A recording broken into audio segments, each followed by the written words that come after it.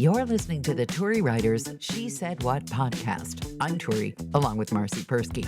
In this installment, you're going to hear from some business owners who tell you exactly what they think about their competition. Also, possibly, what they think about you. Have you had one of those days where it's just little stuff and it adds up, and about 4 hours in, you just look at your day and think, nothing about this is normal? Pretty much every day, yeah. Oh, well, You know what it's like over here. yeah, you live in the wilds. The spousal unit, as mentioned in a prior podcast, I believe, has been relegated to just 15 minutes per day of talk about his tomatoes. Right. That's it. But I'm having to set a timer now because he doesn't believe me when I say, okay, that's 15 minutes of conversation about which breeds of tomato, which varieties of tomato, who's coming to pick up tomatoes, what they're going to bring us for your garden instead of already you're sick of it, right? Yeah. Yeah, and that was like 10 seconds. Now imagine 15 minutes of that. So he makes up for it by making coffee, so I'm prepared for my 15 minutes of tomato talk. Then I go over to the stand-in City Park swimming pool because mine is under reconstruction, which means they tell you 3 weeks, and I don't know, maybe it'll be open by fall. Have you ever been in a place that's normally, when you go to the one you usually go to, serene, peaceful, quiet? It could be your hair salon, it could be your vet, but you go to a different one and it's like being strapped to the bottom of a jet engine? Yeah. Yeah. Hell on earth. Yeah, every time I go to this pool, it's like someone threw me into the air.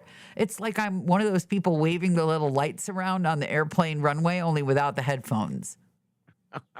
Okay. It's all tile, and as opposed to mine, which has lots of sound-absorbing things and more windows. And for some strange reason, they seem to feel compelled to have those giant fans on that are to remove humidity when your basement floods. But how the hell do you expect to remove humidity? It's a freaking swimming pool. It's a pool. What? Yeah. But they're loud. They're really loud. And so to compete with the loud, the lifeguards have that big banging speaker that you can buy for your outdoor barbecue at Costco. You know, the one speaker that also sounds like a jet engine. Yes, we have a couple of those laying around here. For the wedding, for which you have to strip every tree off your property, or? No, just because we can. Because you're out in the middle of nowhere. Because we have no neighbors. So Right. when we're out on the baby's playground or sitting out on our deck, we can blast whatever we want. Well, they lured me in because initially I thought, okay, it's really loud, but the playlist today, again, odd. I can hear it from the locker room. They're playing Ring of Fire. Okay. These are all 20-something. The guards, I'm thinking they're playing Johnny Cash, Ring of Fire.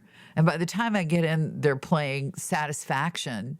And then they go back to Johnny Cash. I walk the line. I make it through, and I have my lovely little bike ride back.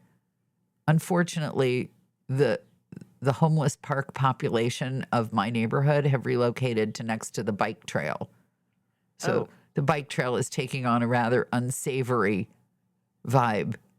And then while I was waiting for us to record the podcast, I remembered that I wanted to go online and I wanted to look for a place to repair this vintage Bang & Olufsen console, which I need to revive because on my to-do list is take the 75,000 boxes of cassette tapes of my work over the decades and digitize it. So I look and I find, and this is the highlight of my day so far. I mean, if someone told me they were comping you a free axolotl chiller, I couldn't be happier than I was to read this website. This website, I've never seen anything quite like it. It is the most honest website I have ever run across in my life before. This is an example of the homepage. I'm not going to read you all of it, but it's pretty good. It says here, and this is their homepage. Okay, all right. Stereo, blah, blah, blah. If your desire is to be pampered and bullshitted and sold modifications for performance fantasies at the expense of your wallet and equipment reliability, this is not the place to come. We are direct, no kidding, speak forthcomingly and in the common tongue, and will not try to sell people on services that are not needed, as so often happens. This approach usually doesn't mesh well with folks that are overly sensitive to hearing the truth, or have been misled by forum nonsense and most, quote, close quote, repair shops that are just looking to make a buck off you. I think this may all have been one sentence. I have to check. Everything about stereo blah, blah, blah is the exact opposite on purpose of the way most places operate. It is also the main reason why a large percentage of our customers come from these other shops in the first place. Now, here's my favorite part. Ready? Yeah.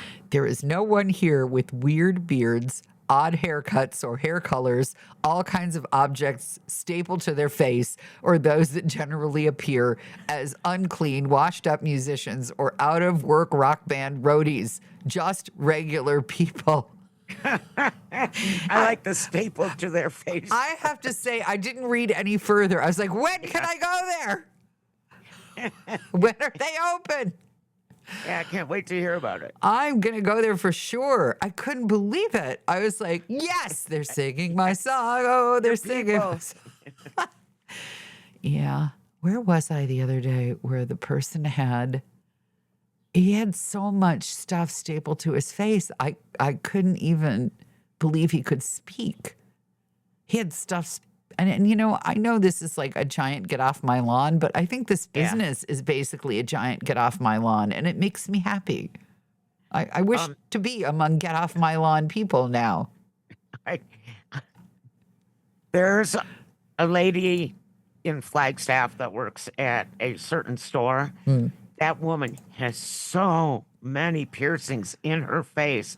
And speaking as someone who's like scared to death of needles, Yeah. I just like every time I go in, it makes me nauseous because I think about what she had to go through to get all Yeah, those. yeah. And you know that's not all. You know that the face was the last resort. You know every other thing that could have been pierced is already pierced. Oh, don't even make me think about that. Come on, that's even worse. My youngest, the bride to be, Yeah. used to have. She started with what they call a Monroe, which is one piercing, like right between your lip and your nose to look like a birthmark, like Marilyn Monroe. Then it turned into snake bites, which was two piercings. Yeah. You know, they did the other side, so that was a snake bite. Mm-hmm. Then she did her nose. And then she started to actually work in the public, and none of her employers would let her work looking like that. Hallelujah. So she's let them all grown out except for the nose one, which I want to I'm dying to hook like a carabiner or some kind of chain to and just lead her around through town. Well, yeah. I mean, here's the thing. I grew up, as you know, in what my grandmother called the wrong Manhattan, Kansas.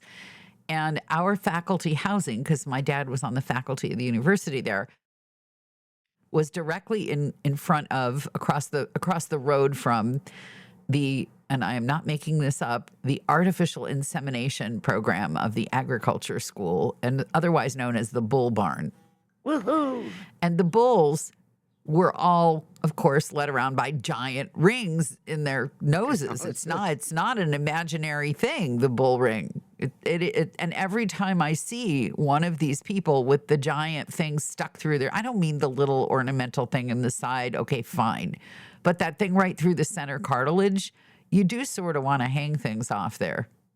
Well, she did want to see where your glasses touch your nose. Yeah. Where everybody who's wearing glasses, where they touch your nose on the sides, not in the top. Why? She wanted to get that pierced. Why?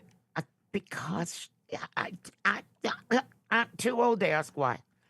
But thank God she has either forgotten about it or decided that there are better ways to waste her money. Or tick you off. Better ways. My boys are relatively tattoo-free. One of them's totally tattoo-free. Good. And no piercings, which makes me happy. But my eldest has a piercing through her eyebrow that she got years and years and years ago. And now I'm wondering if she still has it because I didn't even notice last time I saw her. So she may still have it, or she may have decided in her mid 40s that she's too old for that and taken it out. Now I'm going to have to call and ask her. Oh, she'll call you. That's true. She'll hear this. Yeah. Well, I am in the most get off my lawn phase that I've been in years now. And when I read this on a landing page of a business, I just think, Yeah. good.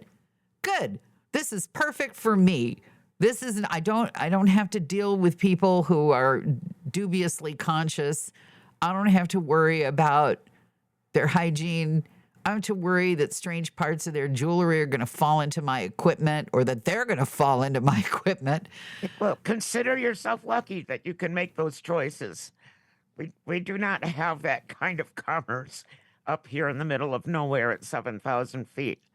There probably aren't a lot of broken Bang & Olufsen stereo consoles that however many thousand feet That either. would probably be true too, Yeah. but you'd be surprised at some of the stuff that they sell on Facebook Marketplace. I would not be surprised. People, not everyone up there is the Unabomber. Some people up there really love their tech. Somebody has a Howdy Doody doll for sale. Do you remember who Howdy Doody is? Didn't you sell a Howdy Doody doll at one point? Howdy Doody is scary.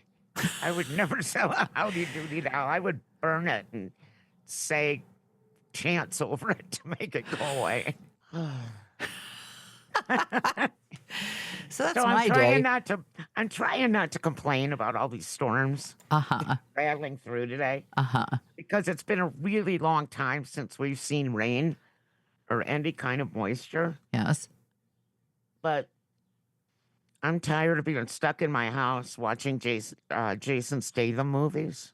What is that? What's a I knew what? you wouldn't know who Jason Statham is.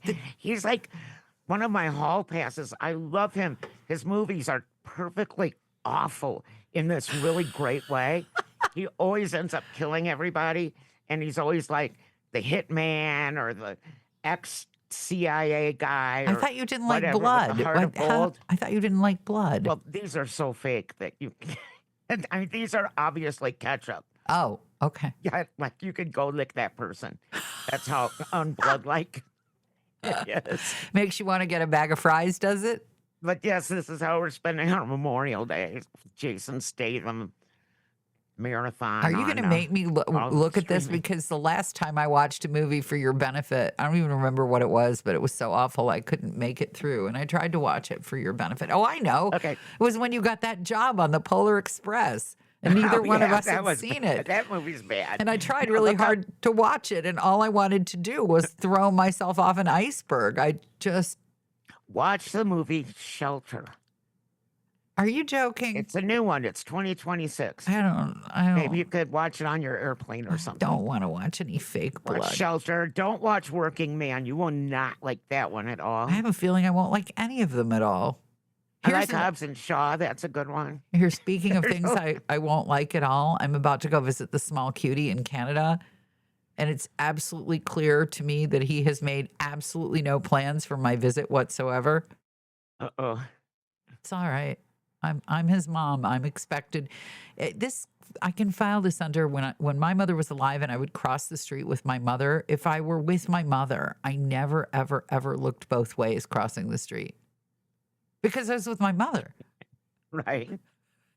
So I think that that's what this is, that he's planned absolutely nothing when I come because I'm the mother. I'm supposed to be doing all of that, I think. So that is what I'm telling myself instead of feeling bad that I'm going to catapult into Montreal and he'll be like, well, what do you want? What are you going to do? Why are you here? So, yeah, I don't know. I might cancel the trip if I could, but I'm cheap and it's a non-refundable ticket. So the question is, would I rather go and be miserable for 4 entire days or lose $400? Well, I am of the ilk that I would waste the money and stay home if I knew it was going to be awful. I don't think it's going to be I would say, awful. fly away. If I do enough planning and hold his hand when we cross the street, I think it'll be all right. This is usually the part where we thank you and I suggest you buy my book, She Said What? A Life on the Air. But you've just heard us promise you some sort of prize. I have no idea exactly what it will be, but it will feature the words Captain Oblivious on it. And all you have to do to win is send an email to turi@shebopsproductions.com with a short description of whatever your partner or friend or boss or somebody who ought to be paying attention failed to notice, and your mailing address. Marcy and I will pick out the best one, and that will be the winner. You have until August 31st, 2026 to enter, and you have to live in the USA because I don't send things over borders. Good luck.